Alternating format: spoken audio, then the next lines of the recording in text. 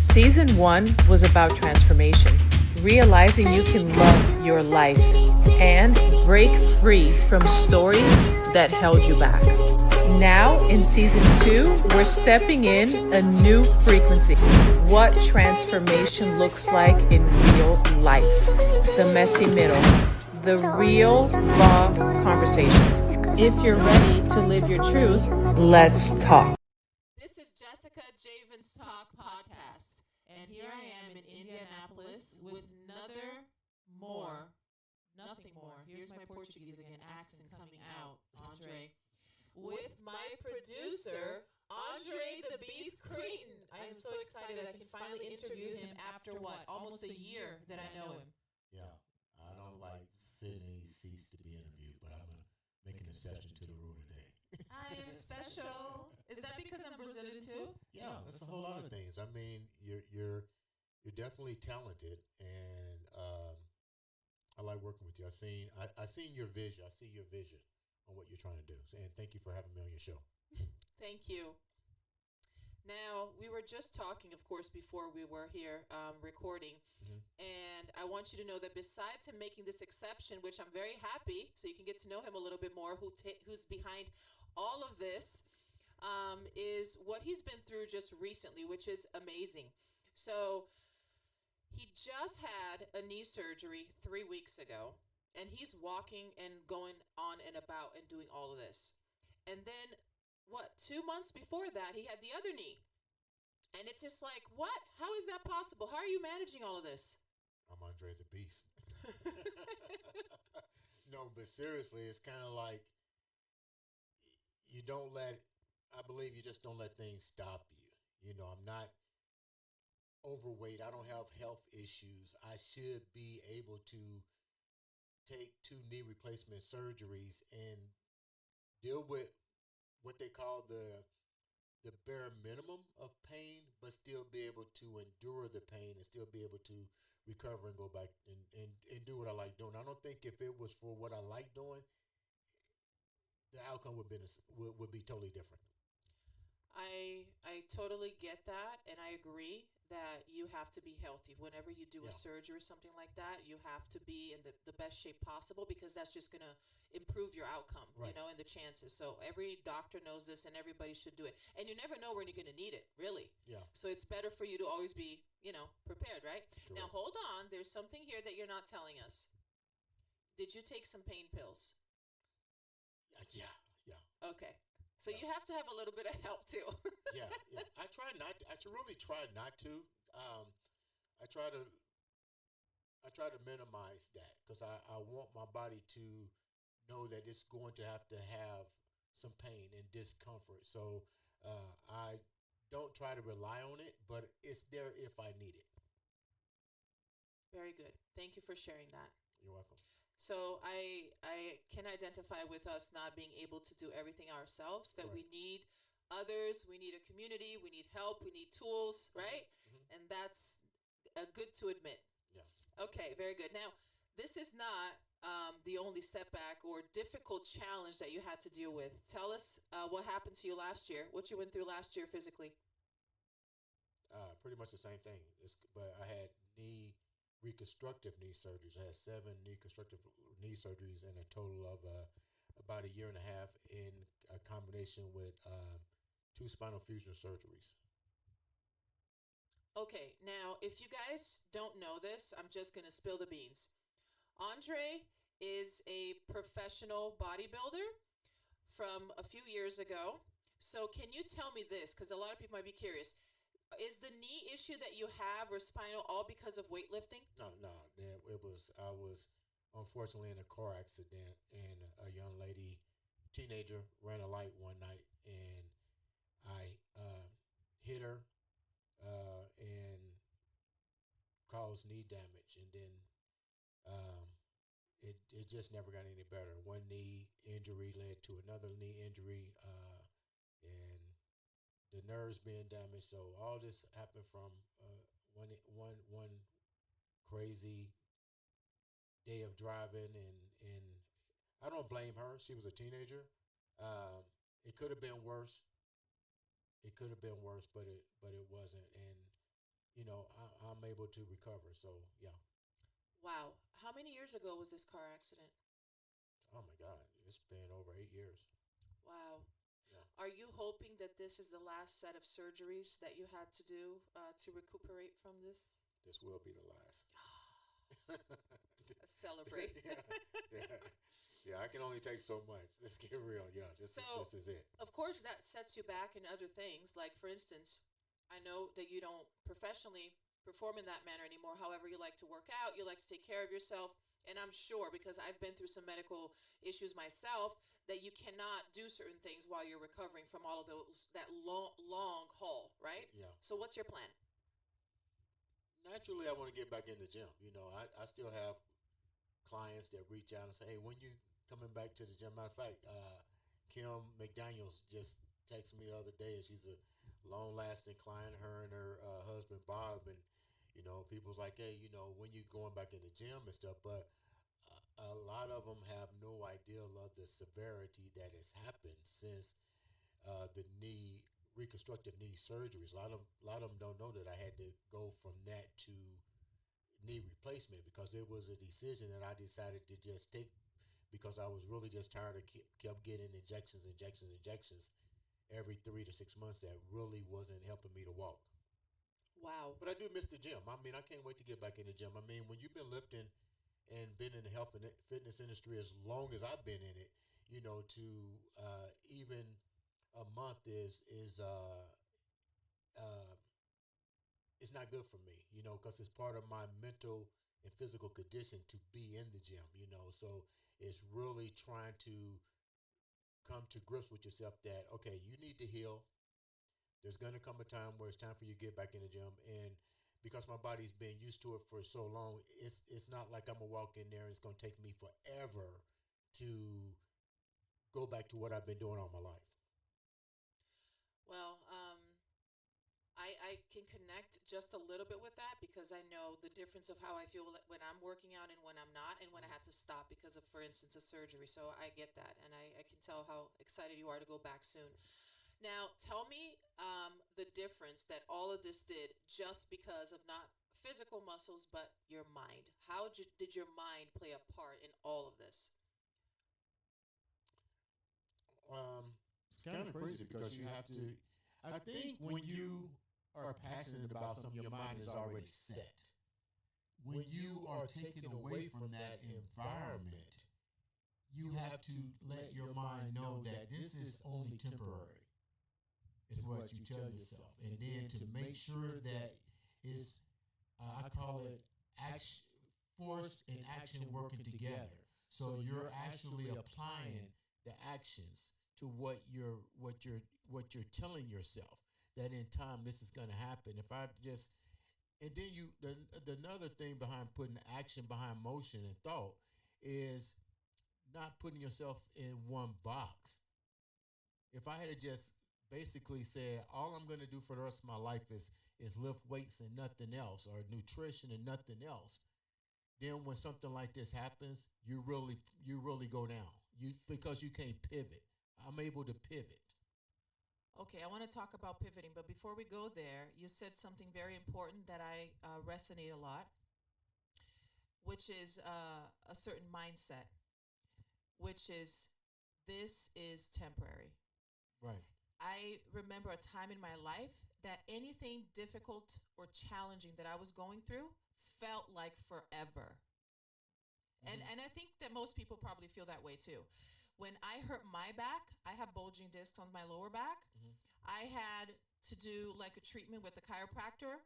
About 6 weeks it took me to get out of that crisis where I could actually start walking normally again. Mm-hmm. Those 6 weeks, I truly believed that I was never going to be able to dance again. Love to dance. Of course, I'm Brazilian. I should. So I was scared I was never going to be able to dance again. And then I healed. And now I know how to take care of my back, and I feel great. I know how to maintain it. And now I know how important it is to think this is temporary. Yeah. When I broke my arm, I knew that it was going to take probably a year or more for me to feel better. And I said, you know what? It's okay. It's going to be still temporary, and I'm going to do everything I can to feel better. And my mindset helped me with that. Mm-hmm.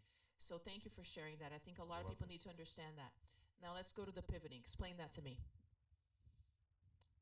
I think being an athlete and a scholar allowed me to realize one thing, and growing up too, that I don't want to put my eggs in a basket, nor will I have somebody keep me in a basket. Uh, I've pretty much been blessed with that ability to, if I want something, I'm going to go get it. I'm going to manifest it repetitively. I'm going to get it. But a lot, this is where people need to understand. Just because you dream or manifest something or do that, you have to put action behind thought. And it has to be continuous. It's not going to happen overnight. There's going to be more challenges. There's more challenges in life to pivot from something that you're comfortable with than it is to stay in something that you're used to. Interesting. That's the difference. I learned how to do that. That's what I call being able to pivot successfully and knowing. I think when you hear motivational speakers, they say falling and get back up, or falling backwards. I don't fall backwards. I fall forward and I get up. Um, and realizing what you just said too, time. I look at time like this. When you know, time works. Time works like this for me. I don't put a, I put somewhat of a time on when I'm gonna complete a project, but that time is what I call real time, realistic situations. Realizing that something's going to happen within this amount of time of me trying to pivot. What do you mean? Like what I just went through with the surgery. I still had guests to come on my show. I still have a radio station I just purchased. I have to run. I still have to market myself. I still have a daughter. I still have a family. I have grandkids. I have family. Plus my own medical conditions I have to deal with. So all these things, any part of that, if my daughter gets sick, I have to be there. I got injured. I had surgery. You know what? I can't do shows. But people are still your customers. They're your guests. You have to pivot. You don't get rid of them. You pivot. Hey, you know what? Unfortunately, this happened to me. You know, I might have had a setback to where, you know how it is. I'm cool today, and tomorrow my knees might be swollen. Can't do the show. Pivot. I'm not getting rid of them. You just pivot. You don't get rid of anything. You just pivot. That's something that for me, it took me many, many years in my life to learn. I'm still learning that, which in Portuguese, there's an expression that we say dança de cintura, which I say that all the time. of course you do, which is the dance of the waist, which means adapting. So Yeah. you move it according to, Mhm. whatever you need to do. So, and that's difficult because it takes time and experience for you to build that. How can a person, in your opinion, can reach that quicker where they're not stressing or making bad decisions and learning instead how to pivot? I think that sometimes you have to make bad decisions in order to pivot. Because if everything is at your disposal, you don't have adversity. Adversity creates the opportunity to pivot, to make you, well, pivot in another word is reevaluating the situation. You know, do I crawl up under the table? We see all them things there. Do I go over the table, which would probably be easier? You know, so you just find, and sometimes going over it, even though it looks easy, it may be something else along that pathway. You know what I'm saying? So to answer your question, sometimes you have to have obstacles in your way in order to understand how to pivot, because this makes you sit back and look and say, what did I do wrong? What did I do wrong? What do I need to do to change so I can continue to know how to pivot and to make what I'm trying to accomplish better? Is that something you do regularly? Yeah. What I like to do, I'm not going to say I do it every day, but almost every day at the end of the day, especially if I have that alone time, it's very important, is that I'm thinking about everything that I did that I should be happy and celebrate, no matter how small it is that day, and what I could have done better. And I try to meditate that so moving on, I've learned from it and I'm building on it. That's how I do it. How do you do it? Thank you for the download. I always say that when I'm asked in the universe to help me say the right thing. It's pretty easy. I don't let life. I try to not allow life to send me in a spiral. And what I mean by that is, when you're trying to accomplish a lot, you get fed a lot of information, good, bad, ugly. You get it all. And it becomes like a garbage truck up in here. And you have to do exactly what you say. So that's when I take a moment, and when I feel in that crash, I call it the crash. And that crash comes with a lot of emotion because you want to succeed. You don't want to let somebody down. And you have to tell yourself, okay, what did I accomplish so far? Whose life did I change so far? What impact did I do so far? Like when we was just here and Omar called and said, "Hey Dre, somebody listened to your radio station all the way in Michigan and watched your podcast, and they came and ate at my restaurant, and they shared with me, they knew everything about me." And he's like, "Who are you?" And first thing he did was call me and share that. Okay, that touched me. I tell people all the time, even on my podcast, I'm not trying to touch the world, but I just touched him just like that because he said, "Dre, they didn't even know me, but they all came here and bought food for me." That's the power of good connections. This is so Yeah. important, and you both and I know that very well. Yeah. And we're as present as we can be in our communities and online, everywhere we possibly can. Talking about this place, so this is the second time I'm in Indianapolis, Right. and this one here promised to take me to eat there last time. I didn't go. We didn't have We were time. too busy. We were breakfast, lunch, and dinner recording here in the studio. Hey, now now you this gotta time, admit that chicken was off the chain every day. that was Yeah, the Sheraton here cooks very that well. chicken breast was It was. Yeah. We couldn't have enough of it. But one of his favorite dishes, which is against my policy, is mac and cheese and tater tots. Like, who eats carbs with carbs? I would just crash.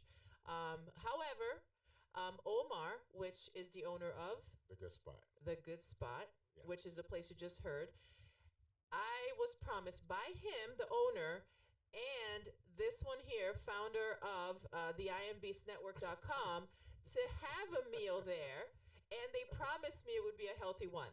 So I'm looking forward to it. I'll tell you guys about it later. Okay. All right. Yeah.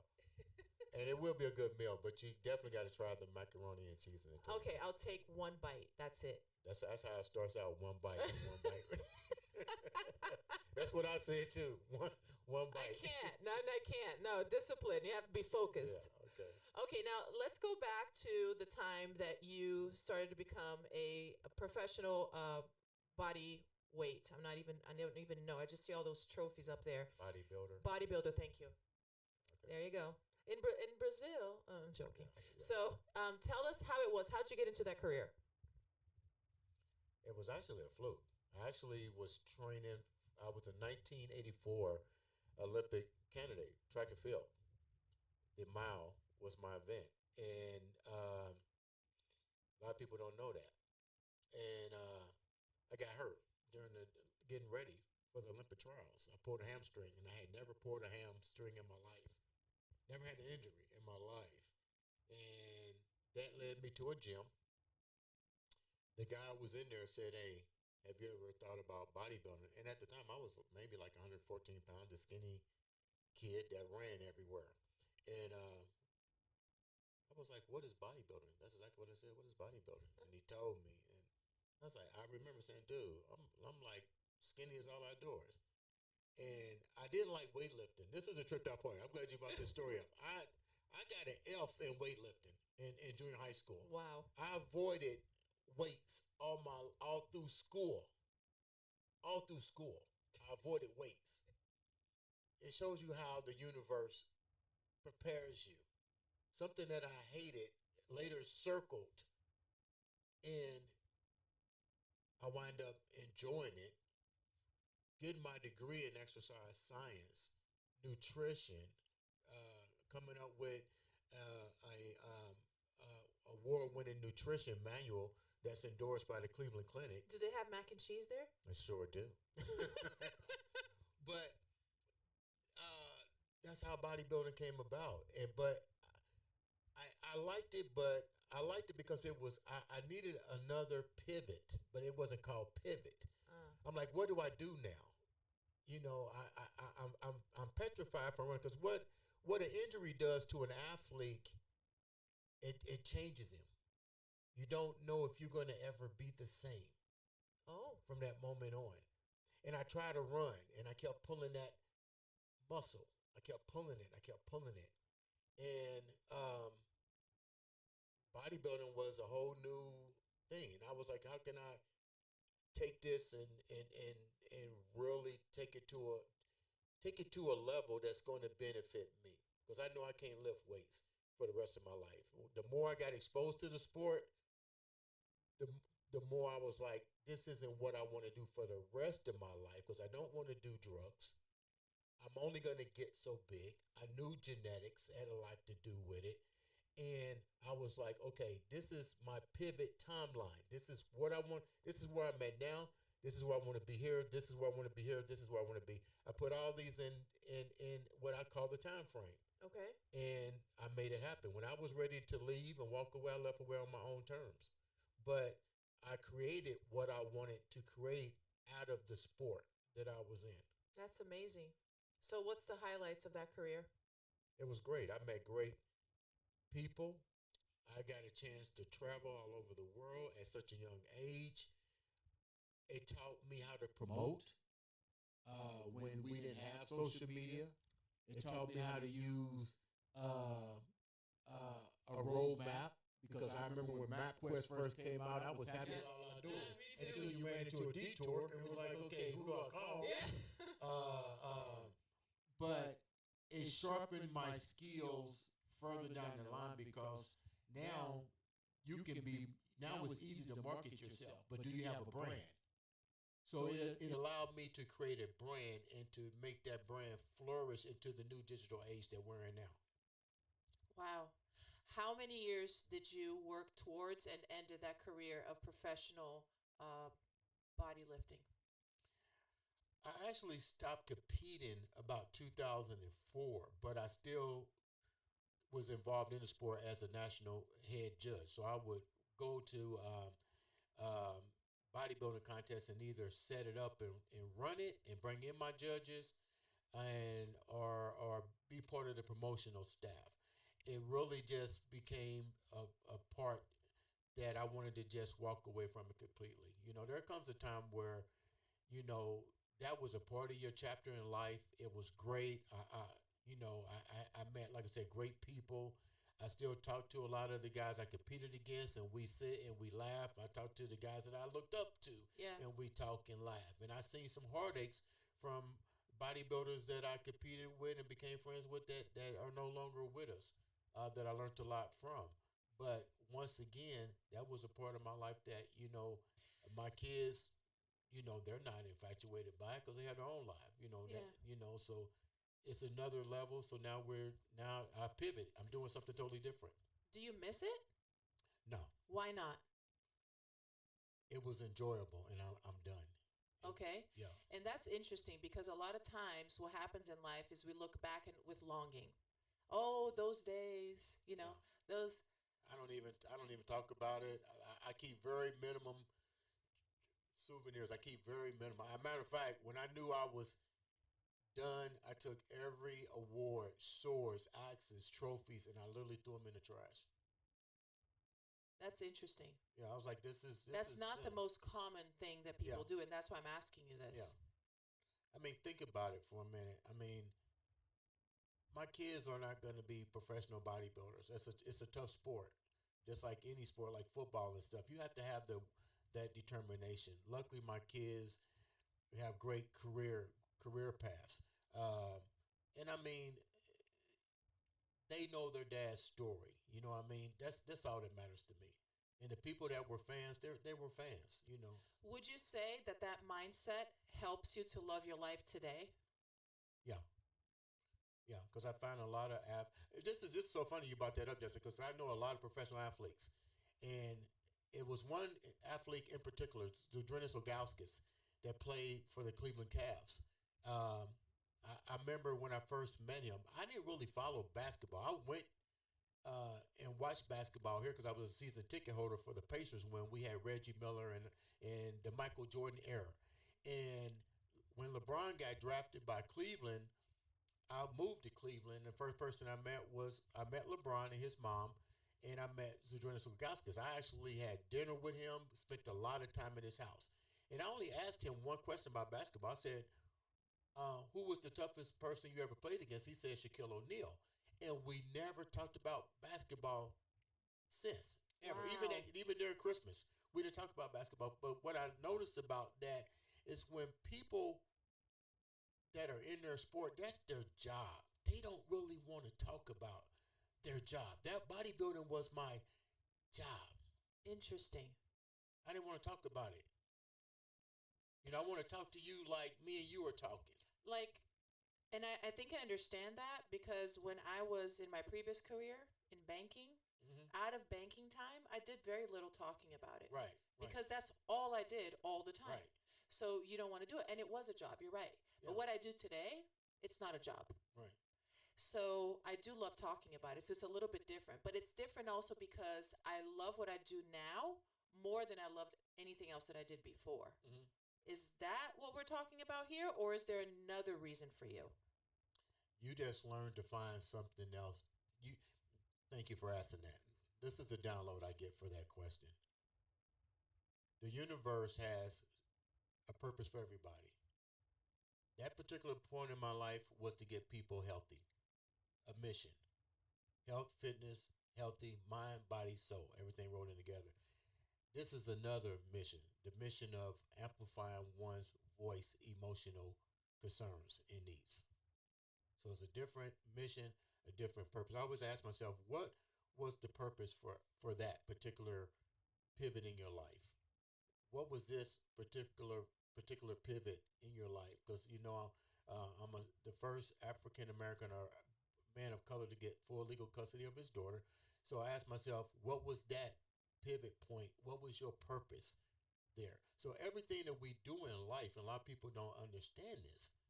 What's your purpose? Think about this. I talk to a lot of my friends that have high paying jobs, and they're miserable. Mm-hmm. They love Yep. the money, Yep. but they hate their job. I'm like, so you will spend 65 years of your life, Most of the people I know are like that. 65 years of your life, every day clocking in, you're doing a routine every day, and you hate it just to get money? Don't sound fun to me. I didn't think I had an option. And I think most people don't think they have an option. They're stuck. They have certain beliefs and they're getting that paycheck and they're holding to that every biweekly payment. Yeah. And I have to stay here or I have the health insurance and I have this. If I get out of this, I'm going to lose control of my life. The system, the matrix. Yeah. Right?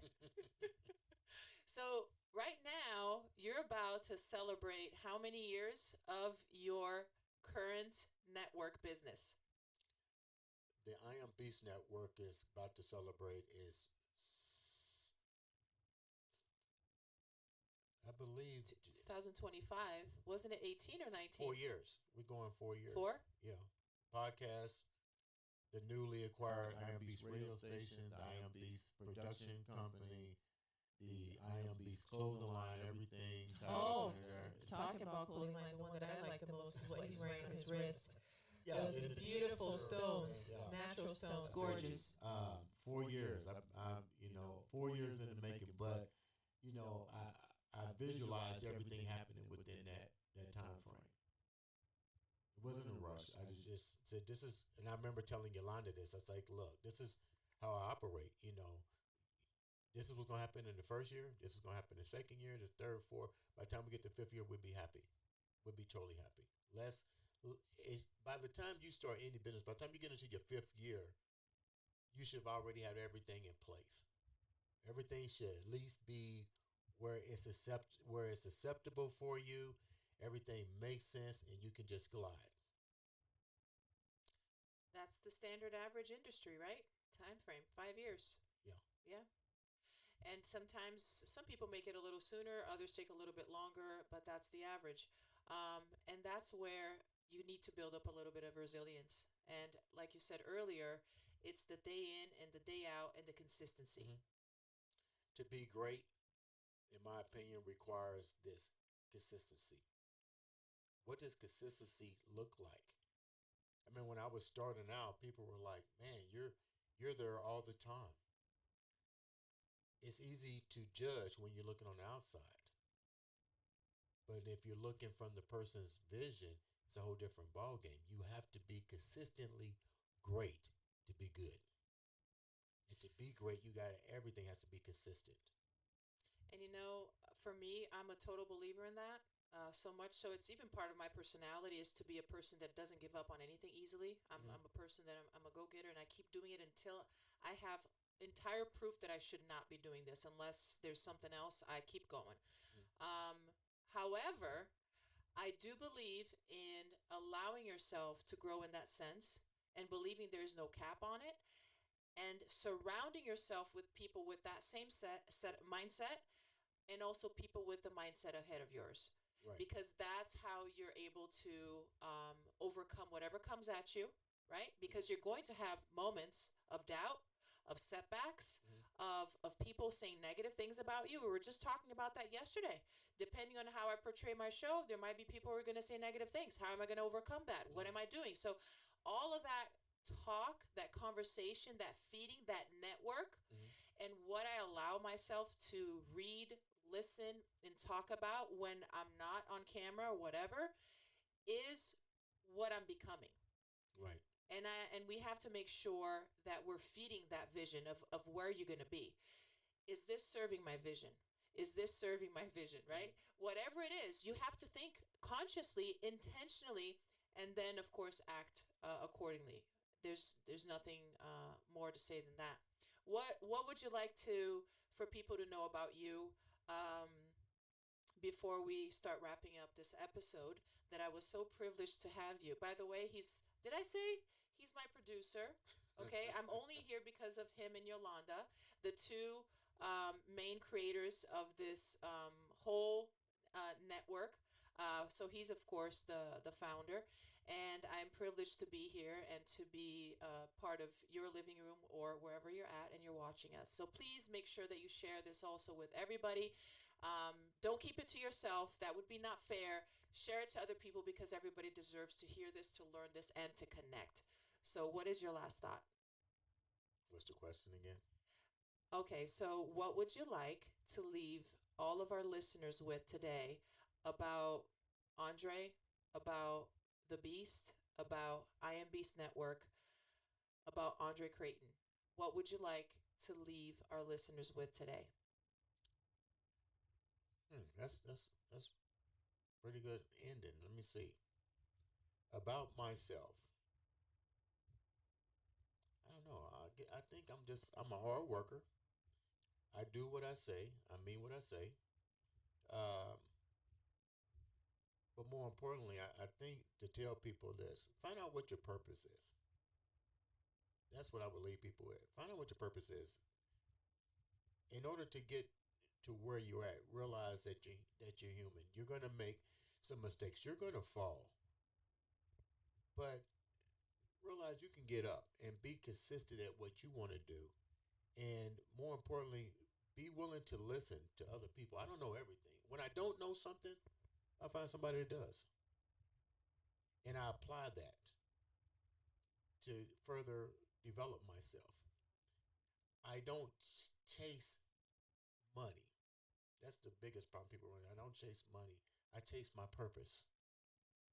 Um, Last but not least, um, the I Am Beast Network, what you talked about, I had no idea that life was going to allow such an opportunity for me to create a vision. And this started out just as a vision. And I've been blessed to see its purpose, to share the purpose with other individuals and to allow them to have a platform to educate, empower others, and let them know you can, when doors close, open another one. Walk through all the doors. When you don't like one, close it. But look first, see what's in there. See if it's something you can take out of there. Bring it into your, put it in your locker. But I hope that answered your question. That's one thing that you know about me. I'm a visionary family man, a good friend, and my friends that I have are Omar, Edward, Scott, Tommy. Gee, did I miss out anybody? You know, my lawyer, Judy Hester, that I give a lot of things to. She was with me when I was fighting for my daughter. This is something people need to realize. What you said, surround yourself with people that are not a handicap to you, that see your vision, that when you're down, they're there. I can count my friends on one hand. And the funny part about it is you know who your friends are when you're really down. Absolutely. I shake my tree all the time. Even on social media, I shake the tree. I know, that's something new that I learned from her. Yeah, I shake the tree. You know what I mean? People's like, oh, I got 5,000 followers. I got 5,000 friends. True followers? Yeah, true followers. If I got 10 good ones, I'm good. I'm blessed. Let's get real. Do I know 5,000 people? It's the quality, right? It's the quality. That's what people need to know about me. I love that, because the other one is superficial. Right. And that's what people are doing, but that's not what humans want and need, really. It's the real deal. Well, we don't know what we want because we've been told to follow culture. I mean, you talked about this the other day. We talked about culture. 3 things that shape people: culture and religion, and then politics. What cripples people is people's inability to have a critical thought process, meaning being able to think outside the box and to be able to not look at everything from a fear-based mindset. And this usually happens from culture, religion, and politics. Think outside the box. The universe is vast. I remember growing up where they told us we only had 7 planets. 9, 12. Yeah. You know what I mean? So what does that tell you?